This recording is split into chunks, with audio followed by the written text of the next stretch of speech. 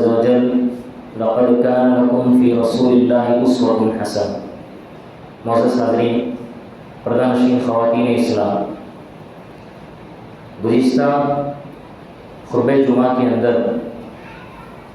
جو آیت کریمہ میں نے آپ کے سامنے پڑھی سورہ احزاب کی آیت ہے، اسی کے پیش نظر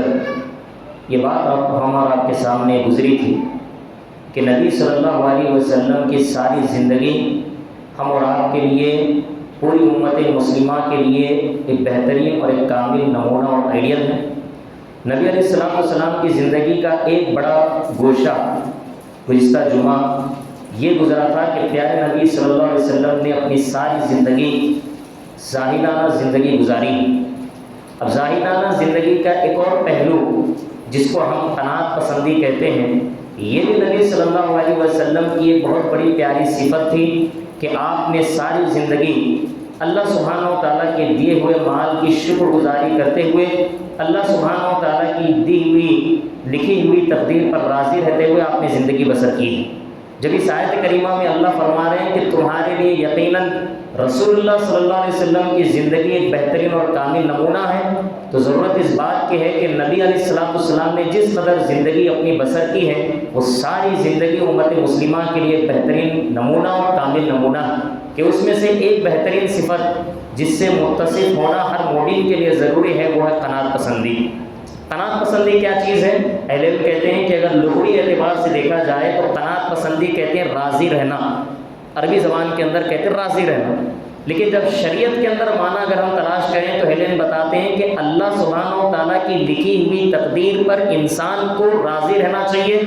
اللہ سبحانہ و تعالیٰ نے انسان کے متعلق جو فیصلے کیے ہیں وہ سارے فیصلے پر رضامندی کا اظہار کرنا چاہیے۔ اللہ سبحانہ و تعالیٰ کی جو تقسیم بندوں کے لحاظ سے ہے اللہ سبحانہ و تعالیٰ کی خاطر اس پر رضامندی کا اظہار کرے، اسے کہتے ہیں شریعت کے اندر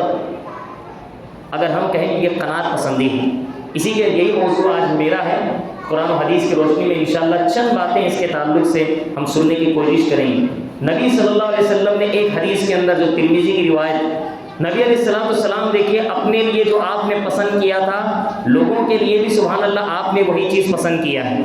نبی علیہ السلام کی زندگی آپ دیکھیے، سیرت اٹھائیے، احادیث پڑھیے، نبی علیہ السلام کی زندگی تو اعلیٰ قسم کے قناعت پسندی پر مبنی تھی۔ خیر ہم اس رتبے تک تو پہنچ نہیں سکتے ہوں گے، لیکن کم از کم ہم اس تک پہنچ نہیں سکے تو چند چیزیں پر عمل کر کے ہی صحیح قناعت پسندی کا ایک تھوڑا سا مفہوم اپنی زندگی کے اندر ہم لا سکتے ہیں۔ نبی علیہ السلام کی وہ مشہور حدیث جس میں آپ نے فرمایا تھا مالی ولد دنیا، آپ نے فرمایا صحابہ سے، صحابہ کہ میرا اور دنیا کا کیا تعلق ہے؟ آپ نے کہا کہ میری مثال ایسی ہے دنیا کے اندر کہ میں ایک سوار انسان ہوں، سوار کرنے والا انسان ہوں، اور ایسے موقع پر میں جہاں دیکھتا ہوں کہ درخت ہے تو وہاں جا کر کے اس کا سایہ حاصل کرتا ہوں، بیٹھتا ہوں، اور اگر نکلنے کا ارادہ ہو تو درخت چھوڑ جاتا ہوں اور وہاں سے رحلت اختیار کرتا ہوں۔ نبی علیہ السلام نے اپنے متعلق یہ بات بتائی، کہا کہ دنیا کے اندر آپ نے ایک مسافر کی طرح زندگی بسر کی ہے، کہ کبھی نبی علیہ السلام کے دل کے اندر نہ مال کی لالچ آئی، نہ مال کی طمع آئی، اور نہ ہی آپ نے زندگی کو کبھی ہمیشگی والی زندگی تصور کیا۔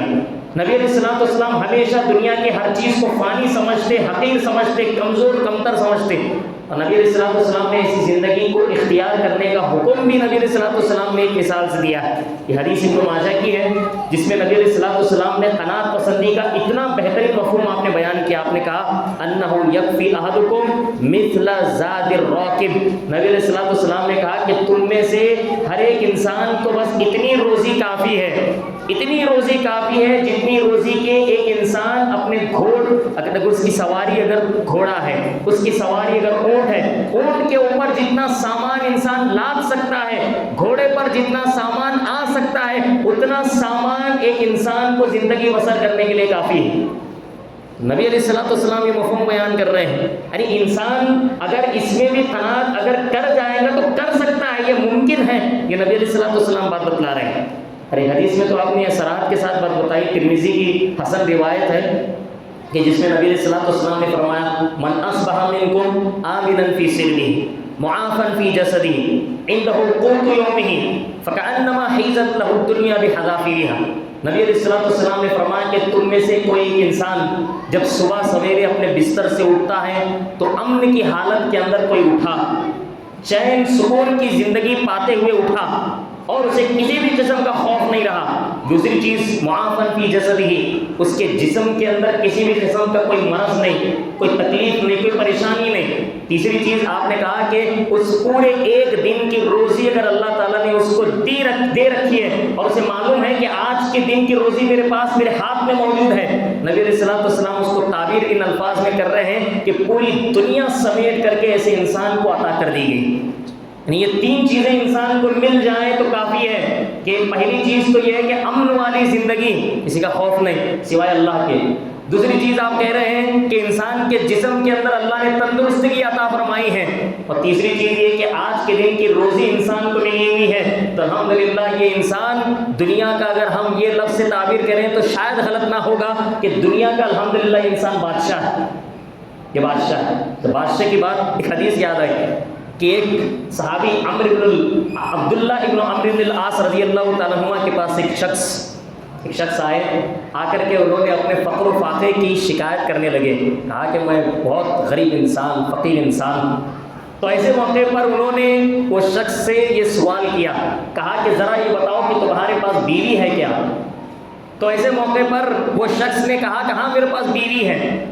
تو عبداللہ ابن عمر کہنا چاہ رہے تھے کہ تم انت من الاغنیاء، ارے تم اپنے فقر و فاقے کی شکایت کر رہے ہو اور تمہارے پاس بیوی ہے، تو کیا یہ کم چیز ہے تمہارے پاس؟ کمتر چیز سمجھ رہے ہو اس کو؟ تو تمہارے پاس بیوی ہونا الحمدللہ تم دنیا کے مالدار ترین انسان۔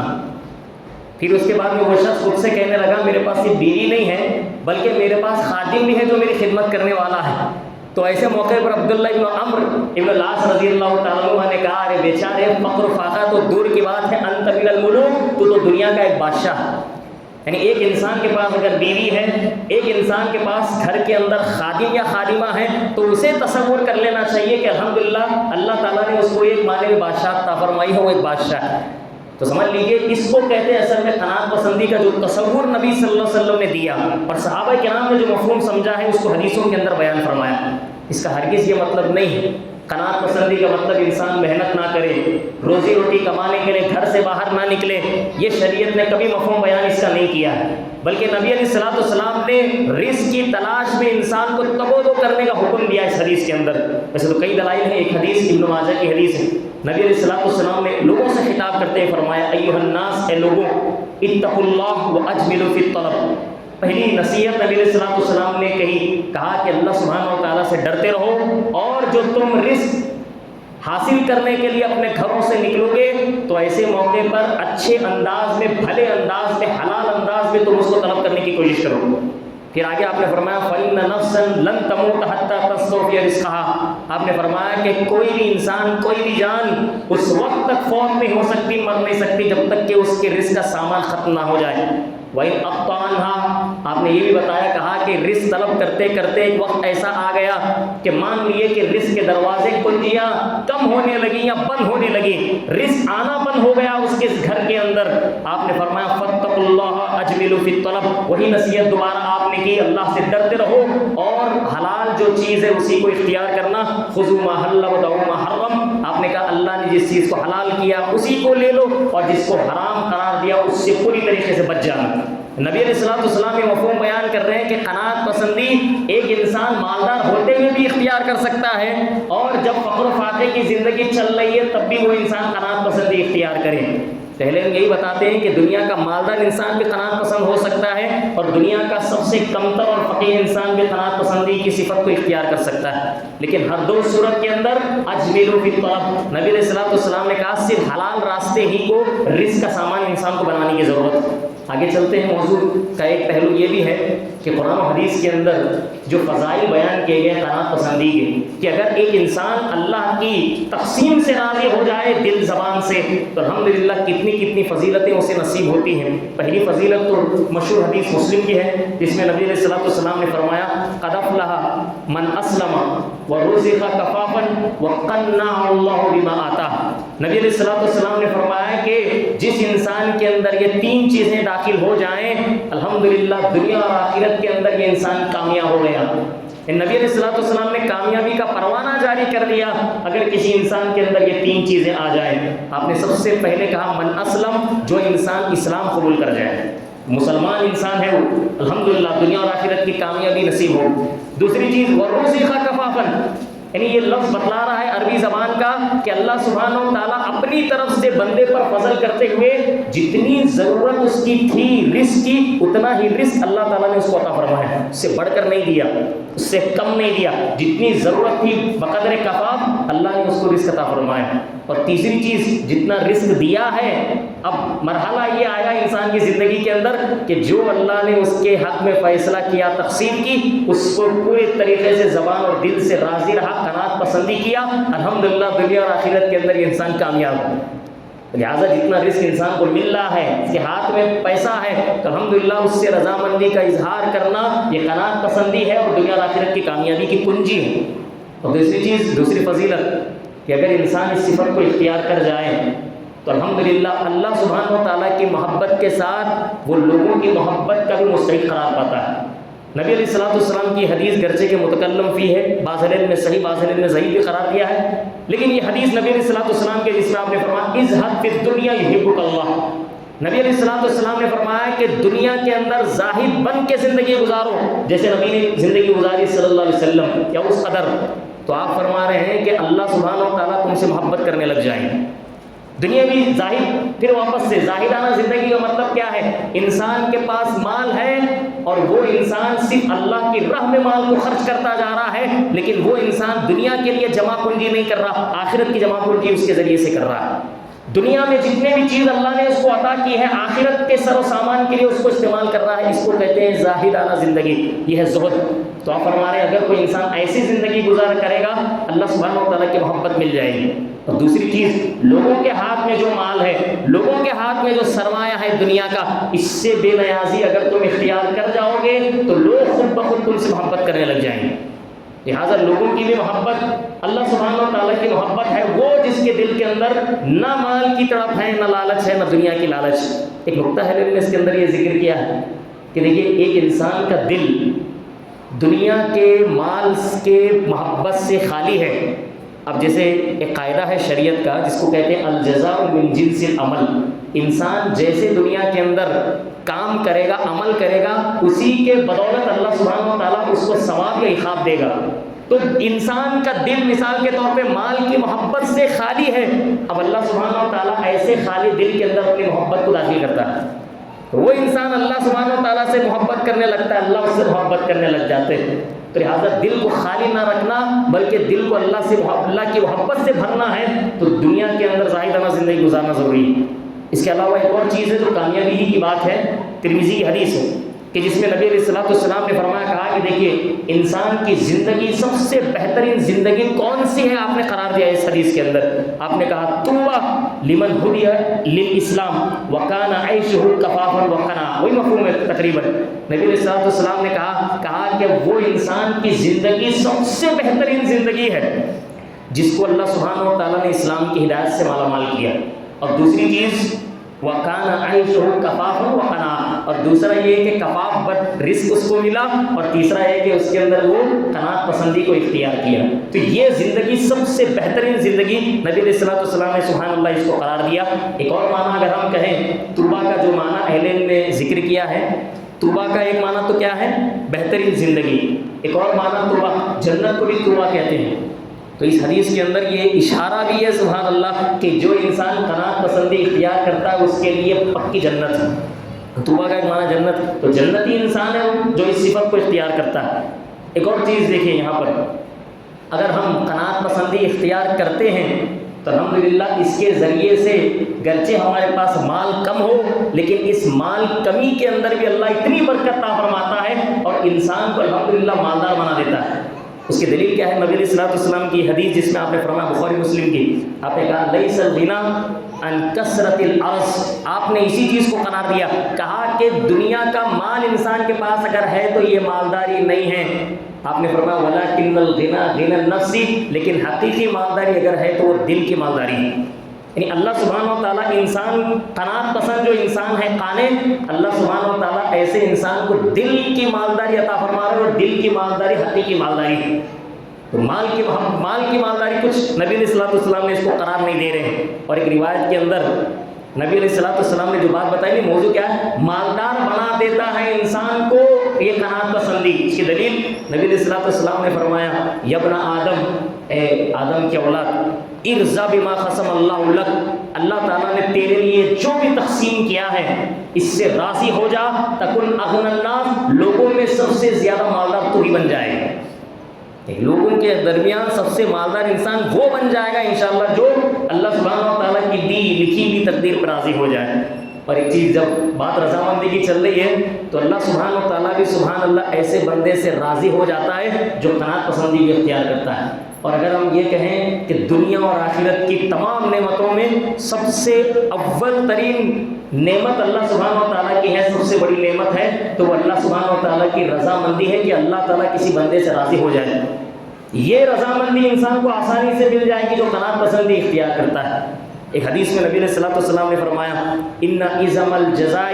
ما عظم البلاء، نبی علیہ الصلوۃ والسلام نے فرمایا کہ جتنی زیادہ سخت آزمائش ہوتی ہے اللہ سبحانہ و تعالیٰ اسی قدر زیادہ اجر و ثواب بھی اسی انسان کو عطا فرماتا ہے۔ آگے آپ نے فرمایا، وَإِنَّ اللَّهَ إِذَا أَحَبَّ قَوْمًا، جب بے شک اللہ سبحانہ و تعالیٰ کسی قوم سے محبت کرنے لگ جاتے ہیں، ابتلاہم، اللہ سبحانہ و تعالیٰ انہیں آزمائش میں مبتلا کرتے ہیں۔ تو جو انسان آزمائش میں گھرا ہوا ہے، مبتلا ہے، سمجھ لینا چاہیے اسے کہ کہیں نہ کہیں اللہ تعالیٰ اس سے محبت کرتا ہے۔ فمن رضی، آگے آپ نے کہا جو انسان راضی ہو جائے اس سے، فلہ الرضا، اللہ سبحانہ و تعالیٰ کی رضامندی مل کے رہے گی۔ ومن سخط، اور جو انسان اس سے ناراض ہو گیا، فلہ السخط، تو اللہ سبحانہ و تعالیٰ کی ناراضگی کو انسان مول لے رہا ہے۔ تو قناعت پسندی مطلب یہ کہ جتنا ملا ہے اس میں خوش ہے بندہ، تو سمجھ لینا چاہیے کہ اللہ تعالیٰ کی رضامندی مل جائیں گی۔ اگر کوئی انسان اپنے رزق کو لے کر کے اگر نعوذ باللہ پریشان ہونا الگ بات ہے، لیکن ایک انسان فقر و فاقے کی یا کم مال یا کم رزق کے اندر اگر وہ اللہ کی شکر گزاری نہیں کرتا ہے، بلکہ نعوذ باللہ اس سے بڑھ کے سوالات کرتا ہے، اس سے بڑھ کر کے اشکالات پیش کرتا ہے، اعتراضات کرنے لگ جاتا ہے، سمجھ لینا چاہیے کہ اللہ سبحانہ و تعالیٰ ایسے انسان سے سخت ناراض ہے۔ ایک اور چیز ہے کہ دیکھیے، ایک انسان اگر چاہ رہا ہے کہ میں لوگوں میں سب سے زیادہ اللہ سبحانہ و تعالیٰ کا شکر گزار بندہ بن جاؤں، تو ایسے انسان کے لیے بھی سب سے بڑا ہتھیار قناعت پسندی ہے۔ نبی علیہ الصلوۃ والسلام نے ابو ہریرہ رضی اللہ تعالیٰ عنہ کو چند چیزیں بتائی، 5 چیزیں آپ نے سکھلائی۔ تو ابن ماجہ کی حدیث ہے، اس میں سے ایک چیز آپ نے فرمائی، یا ابا ہریرہ، اے ابو ہریرہ، کن وریان تکن اعبد الناس، اس میں سے ایک چیز آپ نے یہ فرمائی تھی، اے ابو ہریرہ، سب سے زیادہ اگر تم متقی بن جاؤ گے، متقی کی صفت کو اپنا لو گے، تو لوگوں میں سب سے زیادہ عبادت گزار بن جاؤ گے۔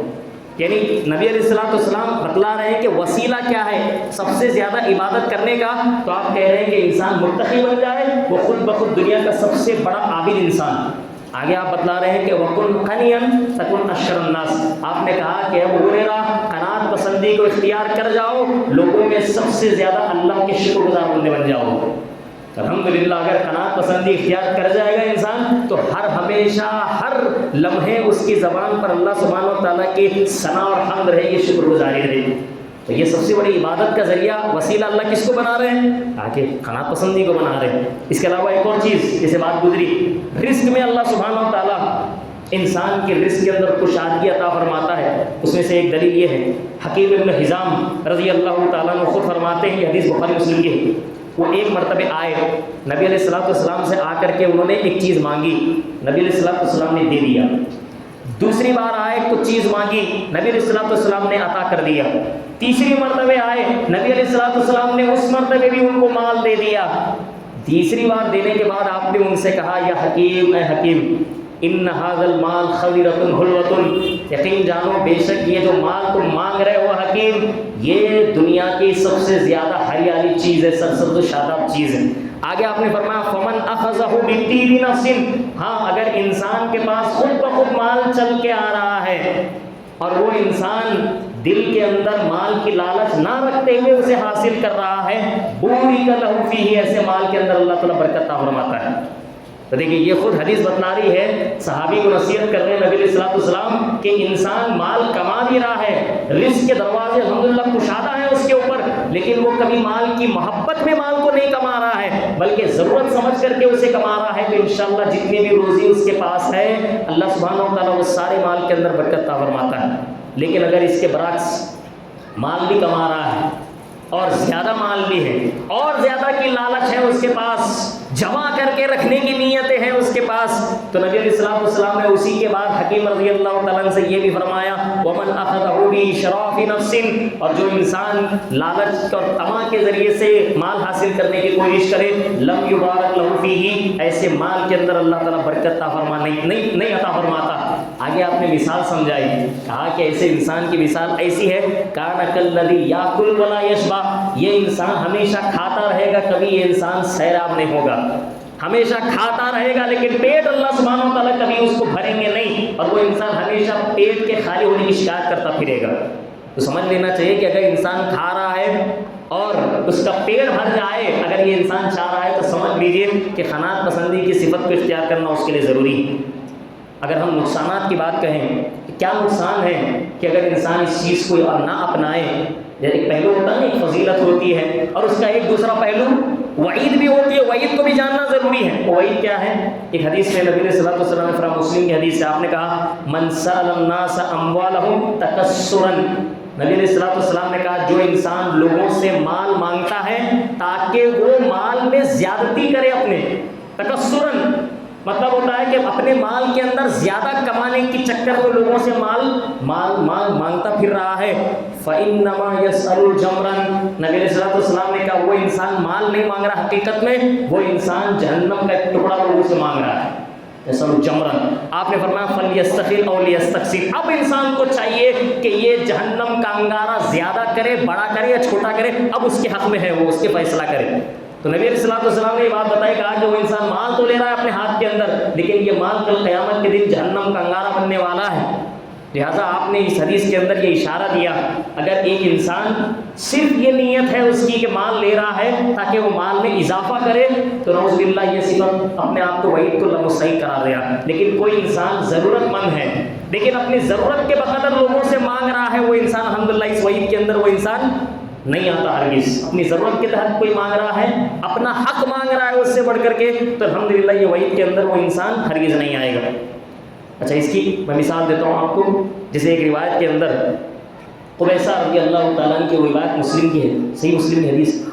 کہ جس کے اندر نبی علیہ الصلوۃ والسلام نے یہ بات بتلائی ان کو، وہ کہتے ہیں اپنے بارے میں کہ میں نے کسی ایک انسان کی ذمہ داری اٹھائی ہوئی تھی مالی اعتبار سے، نبی علیہ الصلوۃ والسلام کے پاس آ کر کے میں نے نبی سے مال مانگا صلی اللہ علیہ وسلم، اے نبی میں نے فلاں انسان کی ذمہ داری اٹھائی ہوئی ہے، آپ کے پاس کچھ مال ہو تو دے دو تاکہ میں اس کا قرض ادا کروں یا کچھ بھی ہو جائے، اس کی ضرورت پوری ہو جائے۔ نبی صلی اللہ علیہ وسلم نے مال دیا، اور مال دے کر کے آپ نے قبیصہ رضی اللہ تعالیٰ عنہ کو یہ بات بتلائی، کہا کہ دیکھو قبیصہ، 3 قسم کے لوگ دنیا کے اندر ایسے ہیں، 3 افراد دنیا کے اندر ایسے ہیں جن کے لیے لوگوں سے سوال کرنا جائز ہے، چوتھے انسان کے لیے مانگنا جائز نہیں ہے۔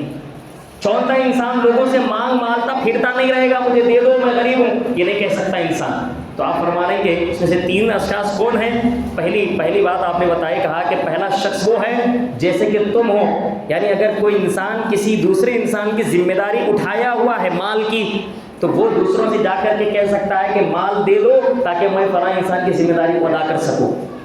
تو یہ پہلی بات، پہلا شخص کون ہے جس نے ذمہ داری لوگوں کی اٹھائی تو وہ مال مانگ سکتا ہے، تعاون لے سکتا ہے لوگوں سے۔ اور دوسرا شخص کون ہے، دوسرا فرد کون ہے؟ خود نبی علیہ الصلوۃ والسلام نے فرمایا اس کے اندر، کہا کہ دوسرا شخص وہ ہے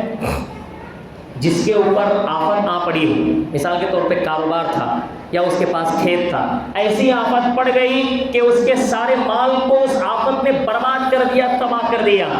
اور وہ انسان بیچارہ بالکل پوری طریقے سے ننگا ہے، اور وہ انسان جا کر کے کسی سے مال مانگ رہا ہے، اپنی حاجت رکھ رہا ہے۔ نبی علیہ الصلوۃ والسلام نے کہا ایسے انسان کے لیے مال مانگنا اس وقت تک جائز ہے جب تک کہ اسے وہ سامان نہ حاصل ہو جائے۔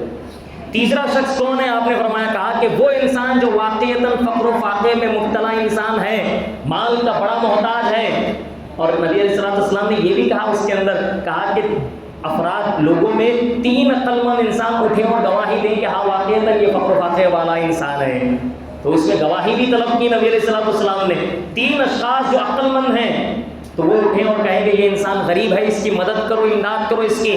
تو ایسے موقع پر وہ انسان اس وقت تک اس کے لیے مال مانگنا حلال ہے جب تک کہ اس کی ساری ضرورتیں پوری نہ ہو جائیں۔ نبی علیہ الصلوۃ والسلام نے کہا خبیثہ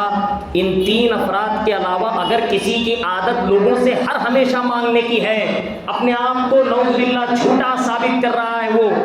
کہ وہ فقر و فاقے مبتلا نہیں ہے، جھوٹ کہہ کر کے مال حاصل کر رہا ہے، تو نبی علیہ الصلوۃ والسلام نے وہی کیا بتایا، کہا کہ یہ کون انسان ہے؟ آپ نے فرمایا، کہا کہ یہ ایک ایسا انسان ہے نعوذ باللہ جو لوگوں سے سود وصول کر رہا ہے۔ یعنی نبی علیہ الصلوۃ والسلام نے ایسے انسان کو کیا کہا، جو یہ مال مانگ رہا ہے وہ حقیقت میں مال نہیں ہے بلکہ وہ سود ہے، اور یہ سودی لین دین کر رہا ہے، اور سودی لین دین کرنے والے انسان کے بارے میں نعوذ باللہ قرآن حدیث کے اندر کیا وعیدیں آئی ہیں سب کو معلوم ہے۔ لہٰذا یہ ایک تعبیر ہے، نبی علیہ الصلوۃ والسلام نے کہا وہ انسان مال ضرورت کے لیے نہیں لے رہا، سود لے رہا ہے۔ اچھا ایک اور چیز کہ انسان اگر قناعت پسند نہ ہو جائے، دنیا کی لالچ محبت کے اندر گھرا ہوا ہے، سمجھ لینا کہ نعوذ باللہ اب ہلاکت اس کے عین قریب ہے۔ یہ ہلاکت دنیاوی اعتبار سے بھی ہے، اخروی اعتبار سے بھی ہے۔ نبی علیہ الصلوۃ والسلام نے ایک مرتبہ صحابہ سے کہا واللہ مل فقر اخشی علیکم، آپ نے کہا اللہ کی قسم ہے کہ میں فقر و فاقے کا ڈر تم پر نہیں رکھتا۔ نبی علیہ الصلوۃ والسلام نے فقر و فاقے کو کوئی ڈر قرار نہیں دیا۔ آگے آپ کہہ رہے ہیں وَلَكِنِّي أَخْشَىٰ أَن تُبْسَطَ عَلَيْكُمُ الدُّنْيَا، لیکن مجھے ڈر ہے صحابہ، اس بات سے ڈر ہے کہ تم لوگوں پر یعنی میری امت پر دنیا اللہ سبحانہ و تعالیٰ کشادہ کر دے، اتنا کشادہ کر دے جیسے کہ تم سے پہلے لوگوں پر اللہ نے دنیا کو کشادہ کیا تھا۔ فَتَنَافَسُوهَا كَمَا تَنَافَسُوهَا، اور جس قدر ان لوگوں نے دنیا حاصل کرنے کے چکر میں پڑے تھے تم بھی پڑ جاؤ گے۔ فَتُهْلِكَكُمْ كَمَا أَهْلَكَتْكُمْ، جیسے دنیا نے ان کو ہلاک کیا ایسے ہی دنیا کی محبت تم کو بھی ہلاک کرنے کے قریب ہے۔ تو اس حدیث میں نبی علیہ الصلوۃ والسلام نے یہ بات ضرور بتلائی، کہا کہ ہلاکت مقدر ہو جاتا ہے انسان کا اگر وہ انسان اللہ کی لکھی ہوئی تقدیر پر راضی نہ ہو جائے، نعوذ باللہ۔ پھر اس کے بعد ایک اور چیز اس کے حوالے سے آخر میں یہ بات ہے کہ ہاں ایک انسان قناعت پسندی اگر اختیار کرنا چاہتا ہے تو ایسے موقع پر اس کے لیے کیا وسائل اختیار کرے گا، وہ کون سے وسیلے کو اختیار کرے گا جس سے انشاءاللہ وہ قناعت پسند بن جائے۔ سب سے پہلی چیز جو علم میں لکھی وہ یہ ہے کہ ایک انسان کو چاہیے کہ نبی علیہ الصلوۃ والسلام کی اس حدیث پہ عمل کرے، اس وصیت پہ عمل کرے۔ نبی علیہ الصلوۃ والسلام نے ایک حدیث کے اندر فرمایا، کہا کہ انظروا الی من هو اسفل منکم ولا تنظروا الی من هو فوقکم۔ نبی علیہ الصلوۃ والسلام نے کہا ہمیشہ اپنے سے کمتر انسان پر نظر رکھو، اور جو تم سے اوپر انسان ہے اس کو ہمیشہ مت دیکھو۔ جو تم سے مالدار ہے اس کی طرف نگاہ بھی اٹھا کے مت دیکھو، لیکن تم سے جو غریب اور فقر و فاقے کی زندگی گزار رہا ہے اس کو دیکھو ہمیشہ۔ اور اگر تم ایسا کرو گے تو اللہ سبحانہ و تعالیٰ کی واقعتاً نعمتوں کی شکر گزاری کرنے لگ جاؤ۔ یہ سب سے پہلی وصیت پہ عمل ہم کو کرنا ہے اگر قناعت پسندی اختیار کرنا ہے، ہمیشہ بڑوں کو نہیں چھوٹوں کو دیکھنا چاہیے۔ اور دوسری وصیت بڑی پیاری ہے، نبی علیہ الصلوۃ والسلام نے ایک دعا بھی سکھلائی ہے، کہا کہ انسان اگر یہ دعا ہمیشہ کرتا رہے تو انشاءاللہ اللہ سبحانہ و تعالیٰ اسے ہر ہمیشہ شکر گزاری کی صفت بھی اور قناعت پسندی کی صفت سے متصف کرے۔ نبی علیہ الصلوۃ والسلام کی دعا میں ایک دعا یہ ہے، آپ پناہ مانگتے تھے اللہم انی اعوذ بک من علم لا ینفع، اے اللہ سبحانہ و تعالیٰ ایسے علم سے میں آپ کی پناہ طلب کرتا ہوں جو نفع نہ دے، فائدہ نہ دے، من علم لا ینفع ومن قلب لا یخشع، اور ایسے دل سے اللہ تعالیٰ پناہ طلب کرتا ہوں جو آپ کے دل سے خالی ہو۔ اللہ سبحانہ و تعالیٰ ایسا دل جو لرزتا نہیں ہو، ڈرتا نہیں ہو، ایسے دل سے اللہ تعالیٰ آپ کی پناہ طلب کرتا ہوں۔ وَمِن نَفْسٍ لَا تَشْبَعُ، یہ جملہ ہے وَمِن نَفْسٍ لَا تَشْبَعُ۔ نبی علیہ الصلوۃ والسلام نے کہا اللہ تعالیٰ ایسی جان، ایسا نفس، ایسی بھوک کہ کبھی نہ مٹے، اللہ سبحانہ و تعالیٰ ایسی چیز سے میں آپ کی پناہ طلب کرتا ہوں۔ پھر آپ نے کہا وَمِن دُعَاءٍ لَا يُسْتَجَابُ لَهُ، اللہ سبحانہ و تعالیٰ ایسی دعا سے بھی میں آپ سے پناہ مانگتا ہوں کہ وہ دعا